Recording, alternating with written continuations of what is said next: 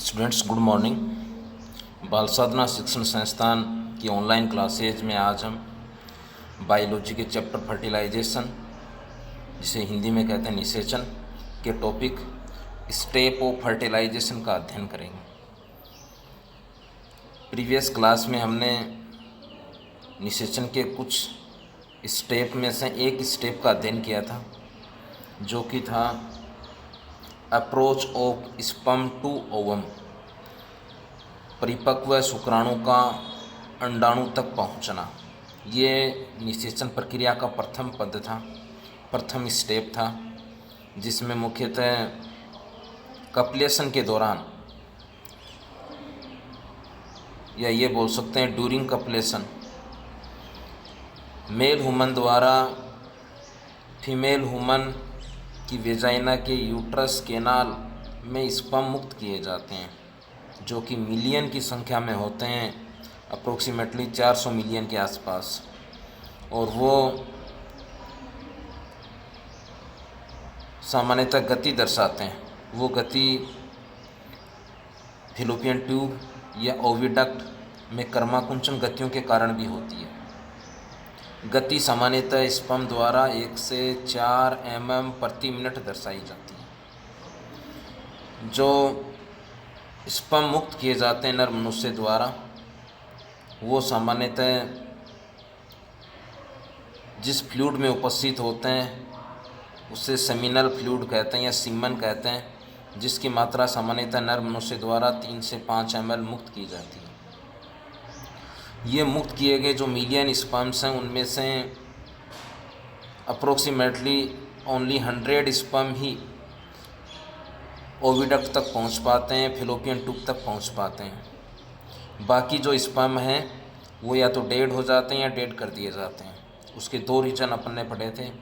पहला तो है कि वेजाइना की जो एपिथेलियल सेल हैं वो फेगोसाइटिक नेचर की होती हैं, भक्षणोषण प्रकृति की होती हैं, जो कि स्पर्म का भक्षण कर लेती हैं। दूसरा है जो बर्थ केनाल है या वेजाइना बोल सकते हो आप, जिसका मीडिया एसिडिक होता है, अम्लीय माध्यम होता है, वहाँ एक विशेष जीवाणु के कारण होता है।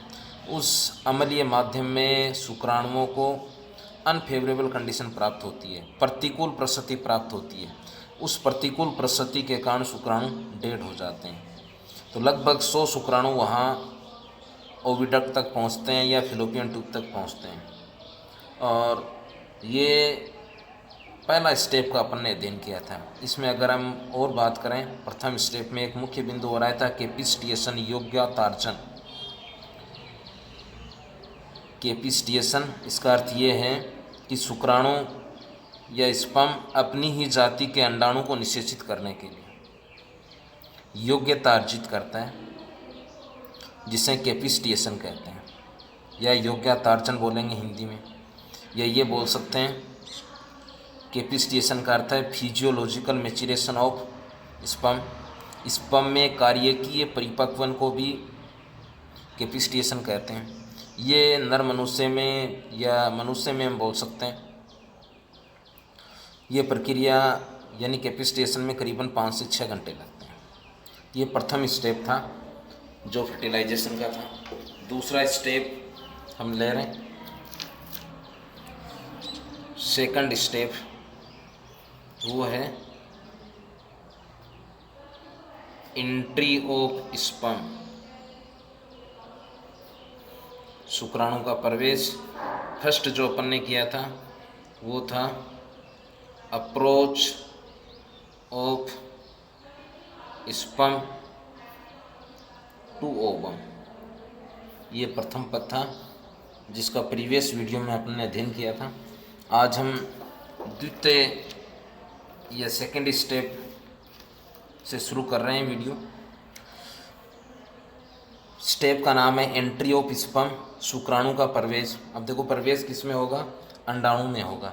अब अंडाणु में प्रवेश से भी मुख्यतः शुक्राणु के 3 पार्ट ही अंदर प्रवेश होंगे, जो कि हेड पार्ट है यानी जिसमें न्यूक्लियस है, न्यूक्लियस पार्ट इंटर करेगा, प्रोक्सिमल सेंट्रियोल पीसी इंटर करता है, और मिडल पीस पार्ट जिसे एनर्जी पावर हाउस कहते हैं, एनर्जी चैम्बर कहते हैं, जहाँ माइटोकॉन्ड्रिया एक विशेष अरेंज स्पायरल शेप या रिबन शेप संरचना में व्यवस्थित होते हैं, जिन्हें हम निबेन कण कहते हैं, वो इंटर करते हैं क्योंकि आगे एनर्जी की आवश्यकता होगी। अब प्रवेशित होने से पहले कि शुक्राणु जैसे ही अंडाणु के समीप पहुंच रहा है, ये तो पहले पद में अपन ने किया था। अब दूसरे पद में कि प्रवेश कैसे करेगा, उसके लिए कुछ विशेष प्रकार का एक केमिकल मेथड होगा। इसमें एक विशेष प्रकार का रासायनिक मेथड हम पढ़ेंगे जिसे पेंटेरेशन बोलते हैं, भेदन बोलेंगे, जो कि एक रासायनिक मेथड है। Penetration is a chemical method of sperm. शुक्राणु द्वारा जो भेदन की क्रिया होगी अंडाणु की मेम्ब्रेन को, वो एक रासायनिक विधि है, यानी कुछ विशेष प्रकार के रसायन मुक्त होंगे कहाँ से? शुक्राणु के हेड भाग में केप लाइक संरचना है, जो पहले हम अध्ययन कर चुके हैं, गोल्जी बॉडी से निर्मित होती है, उसे एक्रोसोम कहते हैं। जैसे ही वो एक्रोसोम से कुछ कुछ एंजाइम्स मुक्त होंगे जिन्हें स्पर्म लाइसिन कहते हैं, वो अंडाणु की झिल्ली को गलाने का कार्य करेंगे। तो ये तो पहला तो ये बोल सकते हैं, it is a second step of fertilisation. यह निषेचन प्रक्रिया का द्वितीय चरण है। पहले वाले में अपन ने कहा था फर्स्ट स्टेप ऑफ फर्टिलाइजेशन। अब देखो होता क्या है, ये स्पर्म या मेल गैमेट बोल सकते हैं, sperm male gamete, ovum female gamete. Sperm के द्वारा कुछ विशेष प्रकार के रसायन मुक्त होते हैं, यानी इसकी मेम्ब्रेन पर उपस्थित होते हैं, जिन्हें बोलते हैं एंटी फर्टिलाइजिन। इसी प्रकार ओवम द्वारा भी मुक्त होते हैं, वो भी इसकी मेम्ब्रेन पर उपस्थित होते हैं, जिन्हें फर्टिलाइजिन कहते हैं। दोनों अच्छे बिंदु हैं, ध्यान में रखने। ये आ जाए जैसे एंटी फर्टिलाइजिन क्या है? यह एक केमिकल सब्सटेंस है, किस पर उपस्थित होता है? स्पर्म की मेम्ब्रेन पर बोल सकते हैं। या किसके द्वारा स्रावित होता है? स्पर्म द्वारा, शुक्राणु द्वारा, या नर युग्मक द्वारा, या मेल गैमेट द्वारा। फर्टिलाइजिन क्या है? अंडाणु की सतह पर उपस्थित केमिकल है, किसके द्वारा? इसी के द्वारा स्रावित होता है। दोनों क्या हैं?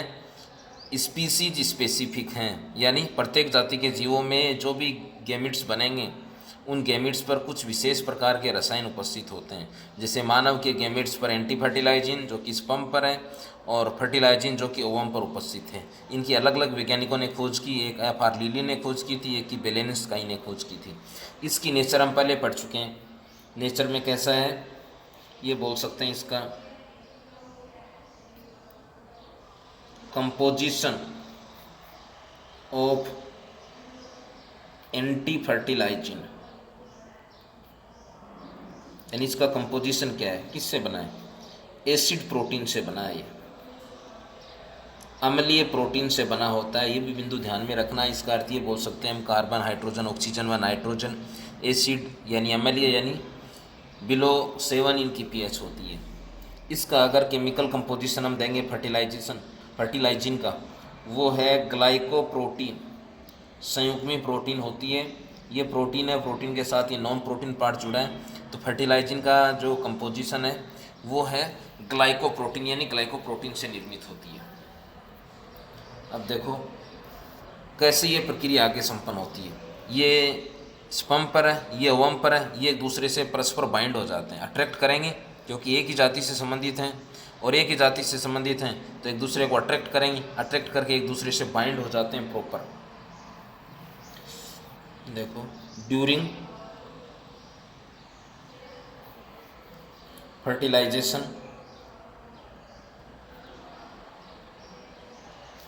एंटी फर्टिलाइजिन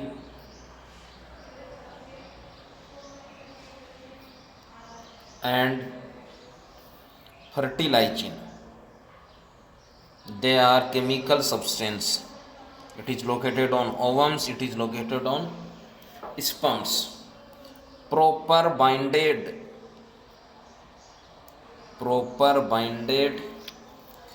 each other, एक दूसरे से परस्पर बाइंड हो जाते हैं, जुड़ जाते हैं। जुड़ने के पश्चात कौन सी प्रक्रिया संपन्न होगी? यहाँ कुछ विशेष प्रकार के एंजाइम होंगे जो अपने श्रावण के फलस्वरूप एक विशेष प्रकार की प्रक्रिया प्रारंभ करते हैं जिसे पेंटेरेशन कहते हैं, भेदन बोलेंगे। तो नेक्स्ट है इसमें पेंटेरेशन, भेदन यानी अंडाणु की झिल्ली को भेदना। Is a chemical method of sperm, यह एक रासायनिक विधि है। किसकी? स्पर्म की। क्या होगा देखो इसमें, इन पेंटेरेशन प्रोसेस यानी भेदन प्रक्रिया में एक्रोसोम गोल्जी बॉडी से निर्मित है, शुक्राणु के हेड भाग में केप लाइक संरचना में उपस्थित होता है। इन पेंटेरेशन प्रोसेस एक्रोसोम पार्टिसिपेट, यानी ये वाला भाग किसका है? शुक्राणु का, वो भी हेड भाग में भाग लेता है। एंड एक्रोसोम रिलीजेज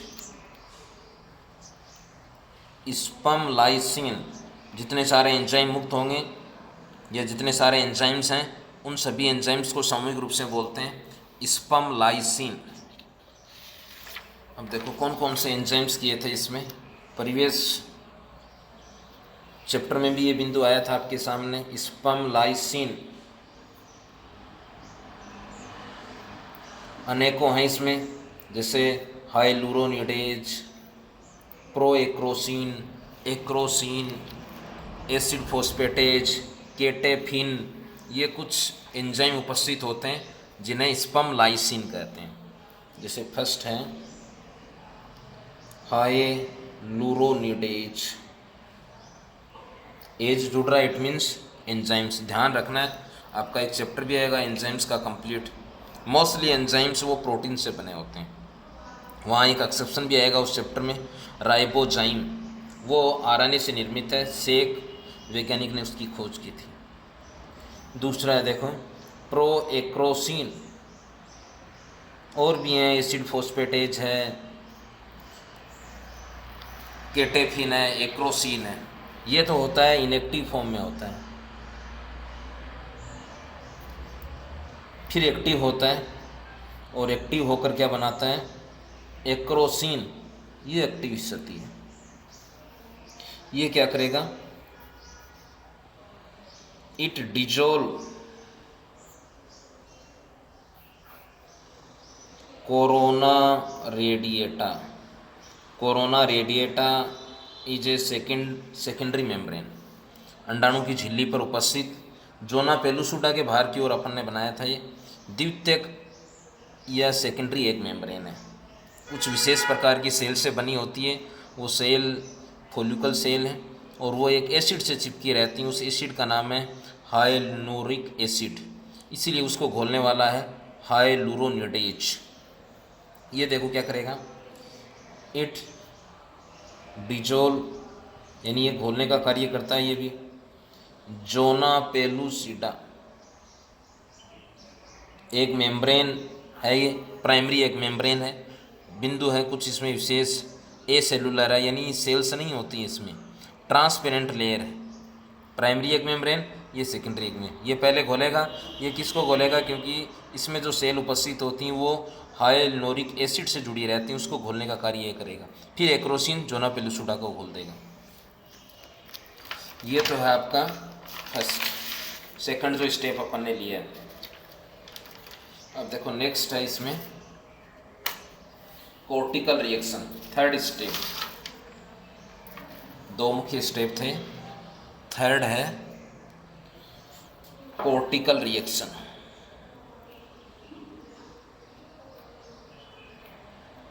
ये इसको हिंदी में बोलेंगे वलकुटी अभिक्रिया। एक तो देखो इससे पहले किया है सेकंड स्टेप, ये क्या आ जाएगा? थर्ड है। It is third step of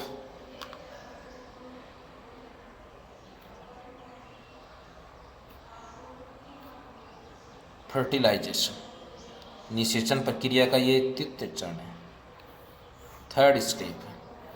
first, दूसरा देखो, अब पहला तो है कि कोर्टिकल्स ग्रेन्यूल्स होती हैं, ये क्या होती हैं? गोल्जी बॉडी से निर्मित, सामान्यतः ये बोल सकते हैं राउंड शेप या Oval shape, mostly round shape संरचनाएं होती हैं। कौन बनाता है? गोल्जी काय बनाता है। किस में उपस्थित हैं? ओवम में उपस्थित हैं। और इनमें कुछ विशेष प्रकार का केमिकल उपस्थित होता है जो कि म्यूकोपॉलीसेकेराइड होता है, या म्यूकोपॉलीसेकेराइड उसका मुख्य घटक होता है। जैसे ही पेंटेरेशन प्रक्रिया संपन्न होती है, यानी भेदन प्रक्रिया शुक्राणु के द्वारा संपन्न की जाती है, उस केमिकल मेथड द्वारा संपन्न की जाती है, तो ये दोनों एंजाइम्स इनके एक मेम्ब्रेन को डिसॉल्व कर देंगे।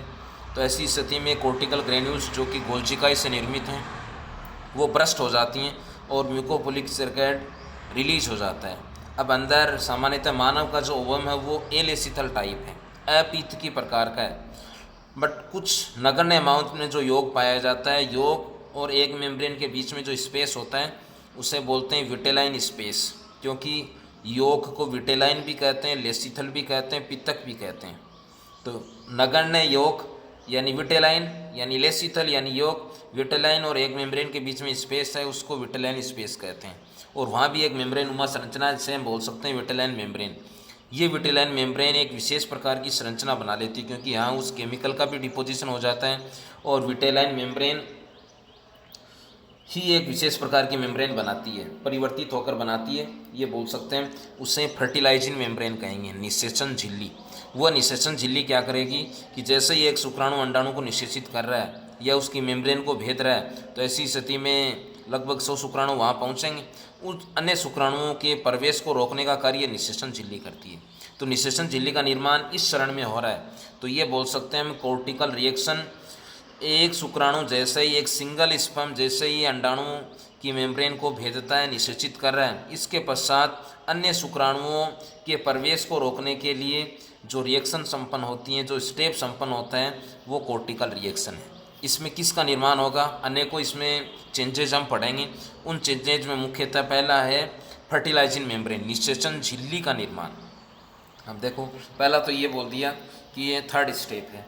दूसरा है इसमें कौन कौन से चेंजेज होंगे, तो उन चेंजेज को हम बोल सकते हैं कि जैसे ही शुक्राणु अंदर प्रवेश होगा या शुक्राणु के पार्ट अंदर प्रवेश होंगे ओवम में, तो कुछ विशेष प्रकार की मेटाबॉलिक एक्टिविटी भी स्टिमुलेट होंगी, ये बोल सकते हैं। आफ्टर एंट्री ऑफ स्पर्म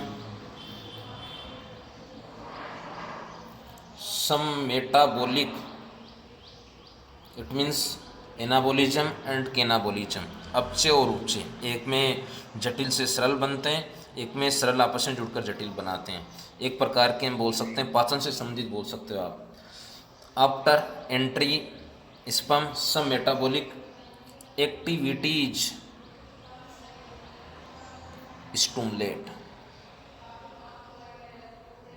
शुक्राणु के प्रवेश के पश्चात कुछ विशेष प्रकार की उपापचयी प्रक्रियाएं प्रेरित होती हैं, उद्दीप्त होती हैं, जिसमें फर्स्ट है चेंज इन कलर। अंदर जो भी ओवम में ऊप्लाज्म है, जो भी साइटोप्लाज्म है या नगण्य की मात्रा में जो भी योग है, उसका कलर चेंज हो जाता है, फर्स्ट चेंजेज। सेकंड है फॉर्मेशन ऑफ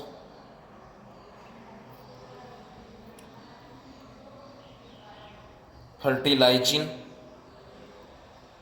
कौन, या बोल सकते हो फर्टिलाइजेशन कौन।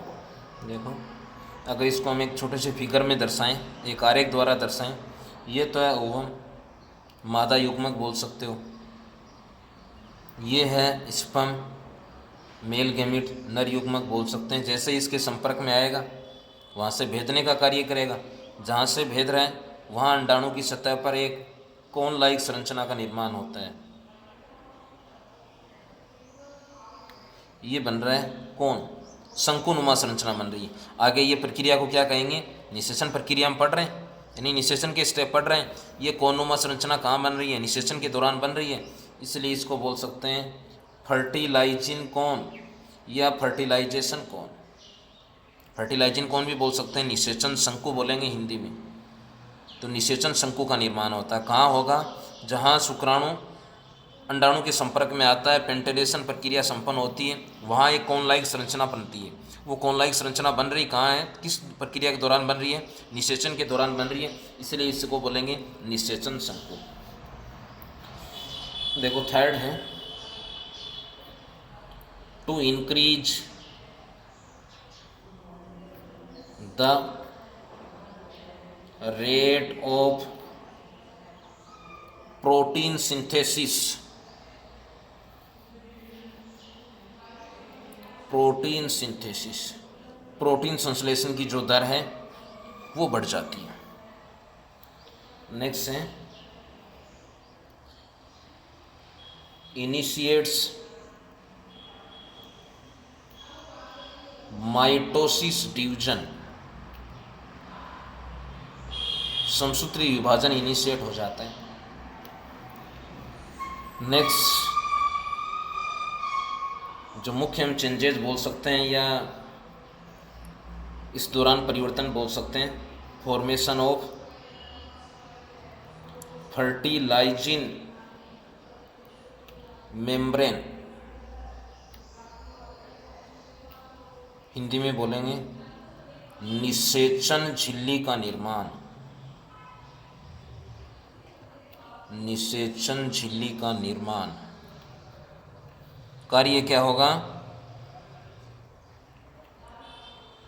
एक से अधिक शुक्राणुओं के प्रवेश को रोकने का कार्य कौन करती है, निषेचन झिल्ली। अगर स्टेप पूछें या ऐसी कौन सी रिएक्शन है जो एक से अधिक शुक्राणुओं के प्रवेश को रोकती हैं, कोर्टिकल रिएक्शन। निषेचन झिल्ली का निर्माण कौन कर रहा है, विटेलाइन मेम्ब्रेन। कहाँ है, ओवम में। क्या है, परिवर्तित होकर करती है। दूसरा अगर हम देखें, विटेलाइन किसको बोल रहे हैं, योग को बोल रहे हैं, लेसिथल को बोलते हैं। योग क्या है, न्यूट्रिएंट है, किस में पाया जाता है, ओवम में उपस्थित है, नगण्य की मात्रा में। इसलिए ह्यूमन का जो ओवम है वो अमाउंट के बेस पे अपन ने ये लेसिथल किया था, डिस्ट्रीब्यूशन के बेस पर अपन ने किया था आइसोलेसिथल, समपीत की प्रकार का किया था। ये है थर्ड स्टेप्स। अब देखो नेक्स्ट जो स्टेप है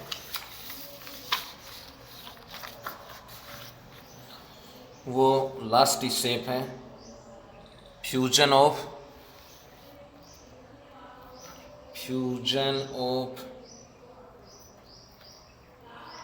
male and female gamete pronuclei, या शॉर्ट में ये बोल सकते हैं फ्यूजन ऑफ प्रोन्यूक्लियाई। कौन सा है, फोर्थ स्टेप है, लास्ट भी बोल सकते हो। तो अगर हम इसको दर्शाएं, it is a fourth step of fertilisation. यह निषेचन प्रक्रिया का फोर्थ है, लास्ट चरण बोल सकते हैं, अंतिम चरण है। अब देखो इसको अगर हम दर्शाएं, कैसे ये प्रक्रिया संपन्न होती है, यानी कैसे फ्यूज होते हैं। इसको अगर एक फिगर में हम दर्शाएं, ये तो है जैसे ओवम, ये बोल सकते हैं हम ओवम। एक मेम्ब्रेन आ जाएगी इसकी, यहाँ एक मेम्ब्रेन और पाई जाती है चारों ओर, जिसको बोलेंगे primary egg membrane. Primary egg membrane नाम है उसका जोना पेलुसिडा। ए सेलुलर है, कई बार ये बिंदु आ चुके हैं। ट्रांसपेरेंट भी होती है ये वाली। अगर हम यहाँ ऐसे दर्शा दें, ये है, ये सेकेंडरी एग मेम्ब्रेन है। सेकेंडरी एग मेम्ब्रेन का नाम है कोरोना रेडिएटा। इसको भी पेंटेरेशन के दौरान डिजोल किया जाता है। डिजोल कौन करेगा, स्पर्म लाइसिन द्वारा। स्पर्म लाइसिन में भी कौन सा एंजाइम, हाइलुरोनिडेज एंजाइम करता है। क्योंकि ये जो सेल मैं बना रहा हूँ, ये सेल एक विशेष प्रकार के एसिड, हाइलुरोनिक एसिड या हाइलोरिक एसिड अम्ल से बनी होती है। इसलिए इस एसिड को घोलने पर यह सेल परस्पर पृथक हो जाती है। अन्य ये स्पर्म अगर हम दर्शाएं, अंदर जो तरल उपस्थित है वो तरल है ओप्लाज्म या साइटोप्लाज्म। योग पाया जाता है नगण्य की मात्रा में। देखो ये अगर हम दर्शाएं, इसको बोल सकते हैं न्यूक्लियाई ऑफ ओवम। हेप्लॉइड है, 23 क्रोमोजोम उपस्थित होते हैं, 23। यहाँ से कौन कौन से पार्ट अंदर होते हैं देखो। पहला है ये अगर हम दर्शाएं हेड पार्ट, ये प्रोक्सिमल सेंट्रियोल, ये वाला पार्ट है मिडल पीस। ये बोल सकते हैं head part of sperm. Inter जो कर रहे हैं वो पहला पार्ट। दूसरा है पीसी, आगे क्लीवेज को इनिशिएट करेगा, इसको बोलेंगे मिडल पीस, एनर्जी चैम्बर या power house of sperm part. जैसे इंटर हो रहे हैं, इंटर होने के पश्चात ये 180 डिग्री पर रोटेट हो जाते हैं। ये बिंदु भी ध्यान में रखना आपको कि जैसे ही शुक्राणु ओवम में प्रवेश कर रहा है या शुक्राणु के कुछ पार्ट अंदर प्रवेश करते हैं जो कि हेड पार्ट है यानी न्यूक्लियस या nuclei, PC proximal centriole middle piece, प्रवेश के पश्चात 180 डिग्री पर रोटेट हो जाते हैं। अब यहाँ देखो इंटर के समय न्यूक्लियाई, फिर प्रोक्सिमल सेंट्रियोल, फिर मिडल पीस पार्ट था यानी एनर्जी चैम्बर या पावर हाउस था। अब जैसे 180 डिग्री पर रोटेट होंगे तो मिडल पीस सबसे पहले आगे आता है। तो अगर इसको हम दोबारा हम आरेख में दर्शाएं तो ये तो आ जाएगा आपका मिडल पीस, ये प्रोक्सिमल सेंट्रियोल, ये वाला न्यूक्लियाई। अब ये वाला पार्ट है, इसको बोलेंगे मिडल पीस, सबसे आगे हो जाता है। क्यों आ जाता है? क्योंकि 180 डिग्री पर रोटेट हो रहे हैं। क्यों हो रहे हैं? क्योंकि यहाँ आप 2 न्यूक्लियाई अंदर प्रवेश कर चुके हैं। ऐसी स्थिति में मेटाबॉलिक प्रक्रियाएं, उपापचयी क्रियाएं फास्ट होंगी। उन उपापचयी क्रियाओं के लिए एनर्जी की आवश्यकता होती है। उस एनर्जी के लिए कुछ माइटोकॉन्ड्रिया यहाँ हैं, कुछ इसके, इसलिए माइटोकॉन्ड्रिया आगे की ओर आते हैं। सबसे पहले आगे की ओर आएंगे कब? जब ये 180 डिग्री पर रोटेट होंगे तब। तो इसको बोल सकते हैं middle piece part of sperm. ये अब देखो, ये एक निश्चित पथ को भेदते हुए, ये है न्यूक्लियाई, एक निश्चित पथ को भेदते हुए फीमेल गैमेट, मादा युग्मक यानी ओवम के न्यूक्लियस के समीप पहुंचते हैं। ये दोनों हो जाते हैं। इसको बोल सकते हैं न्यूक्लियाई ऑफ ओवम, इसको बोल सकते हैं न्यूक्लियाई ऑफ स्पर्म। देखो दोबारा अगर इसको हम दर्शाएं, ये आ जाएगा न्यूक्लियाई ऑफ स्पर्म, इसको बोल देंगे न्यूक्लियाई ऑफ ओवम। ठीक है, यहाँ से यहाँ तक का जो आ रहा है ये पथ, इस पथ को क्या बोल देंगे? पेंटेरेशन पथ, भेदन पथ। इस शुक्राणु के जो पार्ट इंटर हुए हैं उनमें शुक्राणु का जो हेड पार्ट है यानी न्यूक्लियस पार्ट एक निश्चित पथ को भेदता हुआ अंडाणु के न्यूक्लियाई की ओर आकर्षित होता है या मूवमेंट दर्शाता है। उस मूवमेंट को बोलेंगे, या उस जो पथ को भेद रहा है उस पथ को बोलेंगे पेंटेरेशन पथ। जैसे ही दोनों पास आ जाते हैं, पास आने के फलस्वरूप जो पथ बनेगा उसको बोलेंगे कंजक्शन पथ, संयुग्मी पथ। परस्पर संयुक्त हो जाते हैं, सहकार साथ साथ युग्म, युग्मी में युग्म अर्थ है यानी दोनों साथ साथ युग्मित अवस्था में आ जाते हैं, उसको कंजक्शन पथ बोलते हैं। कंजक्शन के पश्चात ये दोनों फ्यूज हो जाएंगे। फ्यूज होने के पश्चात जो संरचना बनेगी जाइगोट, उसमें क्लीवेज प्रक्रिया इनिशिएट होगी, उसको क्लीवेज पथ कहते हैं। तो ये निषेचन प्रक्रिया का अंतिम चरण है, 4th स्टेप बोल सकते हैं, लास्ट स्टेप। ये पहले मैंने ओवम की स्ट्रक्चर बनाई थी, एक मेम्ब्रेन, ये प्राइमरी एक मेम्ब्रेन जोना पेलिसुडा, ये कोरोना रेडिएटा। जैसे ही पेंटेरेशन प्रक्रिया होगी यानी स्पर्म लाइसिन द्वारा इसको भेदा जाएगा दोनों मेम्ब्रेन्स को, शुक्राणु के पार्ट अंदर प्रवेश होंगे। कौन से? हेड पार्ट यानी न्यूक्लियस, पीसी और मिडल पीस पार्ट यानी एनर्जी चैम्बर, माइटोकॉन्ड्रिया प्रवेश करेंगे। प्रवेश के पश्चात 180 डिग्री पर रोटेट हो जाते हैं। क्यों रोटेट हो जाते हैं? क्योंकि अंदर 2 न्यूक्लियाई हैं। मेटाबॉलिक प्रोसेस एक्टिविटीज़ फास्ट होंगी तो ऐसी स्थिति में एनर्जी की अधिक आवश्यकता होगी, इसलिए पहले एनर्जी का पार्ट आगे की ओर आता है, ये एनर्जी का पार्ट। इसके पश्चात स्पर्म का जो न्यूक्लियाई है वो एक निश्चित पथ को भेदता हुआ ओवम के न्यूक्लियाई की ओर मूवमेंट दर्शाता है, और उस पथ को भेद रहा है, इसलिए उस पहले पथ को बोलेंगे पेंटेरेशन पथ।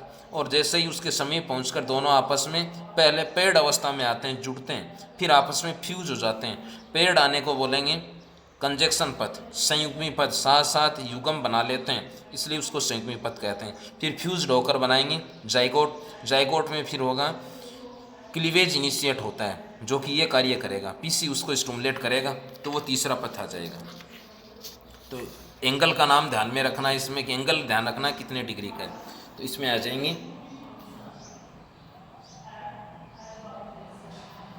Path of fertilisation in fusion of pronuclei step. इस चरण में कौन कौन से, देखो पहला एक निश्चित पथ को भेदता हुआ आ रहा है, इसलिए इस पथ को बोलेंगे पेंटेरेशन पथ, ये पहला पथ है, भेदन पथ। दूसरा, दोनों आपस में यहाँ आकर कैसे हैं, साथ साथ पेड़ अवस्था में आ रहे हैं, उसको बोलेंगे कंजक्शन पथ, ये दूसरा पथ है। तीसरा, दोनों आपस में संयुक्त होकर, दोनों यानी male and female pro nuclei आपस में फ्यूज होकर जाइगोट बनाएंगे, उसमें क्लीवेज प्रारंभ होगा, उसे बोलते हैं क्लीवेज पथ। ये वाला है, ये 3 पाथवे संपन्न होते हैं, ये लास्ट स्टेप है। अगर देखो इसमें ये जो चैप्टर लिया है, इस चैप्टर का नाम था फर्टिलाइजेशन, इसका निषेचन प्रक्रिया का सिग्निफिकेंस क्या है, महत्व क्या है इसका, तो सिग्निफिकेंस ऑफ फर्टिलाइजेशन, निषेचन प्रक्रिया का महत्व क्या है। देखो पहला महत्व है N+N किसका निर्माण, जाइगोट, युग्मनज क्या आ जाएगा, फॉर्मेशन ऑफ जाइगोट, ये बोल सकते हो, it help in formation of zygote, zygote आएगा, जाइगोट यानी युग्मनज। ये क्या है, स्पर्म बोल सकते हो आप इसे, इसको ओवम बोल सकते हो, यही है ओवम, ये स्पर्म। दूसरा है स्पर्म, नंबर ऑफ क्रोमोसोम 23 है, क्योंकि हेप्लॉइड है, मियोसिस से बन रहा है। स्पर्म 6 क्रोमोसोम यानी लिंग गुणसूत्र, स्पर्म 6 क्रोमोसोम डिटरमाइन 6, ये इसको दे सकते हैं, स्पर्म लिंग निर्धारण में सहायक।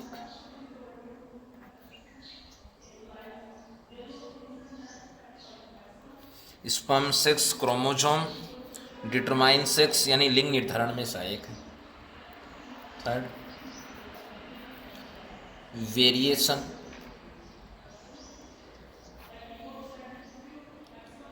विभिन्नताओं का विकास होता है, क्योंकि अलग अलग हैं दोनों, एक मेल वुमन से एक फीमेल वुमन से।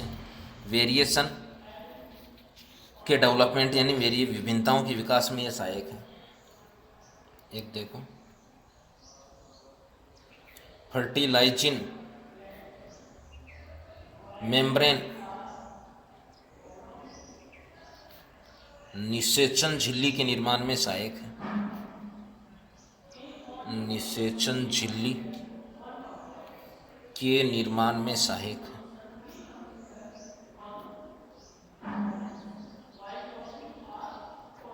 ये और भी हैं कुछ इसके महत्व है, ये मुख्य इसमें सिग्निफिकेंस थे, निषेचन प्रक्रिया के मुख्य चरण थे। अब इस चैप्टर में और भी एक दो कुछ बिंदु छोड़े हैं मैंने, उनको आप देखना। एक तो है इंसेमिनेशन, एक सेकंड है आर्टिफिशियल इंसेमिनेशन, वीर्य सेचन बोलेंगे इंसेमिनेशन को, आर्टिफिशियल इंसेमिनेशन को बोलेंगे कृत्रिम वीर्य सेचन। उसकी उपयोगिता आती है, यानी कृत्रिम मानव द्वारा ऐसा प्रक्रिया किया जाता है। कृत्रिम वीर्य सेचन की जो मुख्य उपयोगिता है वो है टू इम्प्रूव ब्रीड, पशुओं में नस्ल सुधार करना। यदि पशुओं में नस्ल का सुधार करना है तो नस्ल सुधार हेतु जो मेथड हम काम में लेते हैं वो आर्टिफिशियल इंसेमिनेशन होता है। तो ये निषेचन का चैप्टर था। इस निषेचन के चैप्टर में फर्स्ट अपन ने इसका मीन्स डेफिनेशन, फिर इसमें कुछ स्पेसिफिक टर्म दे रखी थी, karyogamy, amphimixis, insemination, artificial insemination. Second ये निषेचन प्रक्रिया के स्टेप्स, 4 स्टेप्स पढ़े हैं। कुछ इसमें डिजिट भी आई हैं आपके 400 मिलियन, 1 से 4 mm, 3 से 5 ml, 180 डिग्री, ये कुछ बिंदु ध्यान में रखने हैं। इंसेमिनेशन क्या है, वीर्य सेचन, आर्टिफिशियल इंसेमिनेशन क्या है, उसकी उपयोगिता क्या है, पशुओं में नस्ल सुधार हेतु कृत्रिम रूप से मादा के यूट्रस तक यदि स्पर्म को मुक्त किया जाता है उसे बोलेंगे आर्टिफिशियल इंसेमिनेशन, और वैसे अगर प्राकृतिक रूप से हो रहा है वो उसको बोलेंगे इंसेमिनेशन, वीर्य सेचन। तो नेक्स्ट चैप्टर स्टार्ट करेंगे, एम्ब्रियोनिक डेवलपमेंट से संबंधित है। थैंक्स।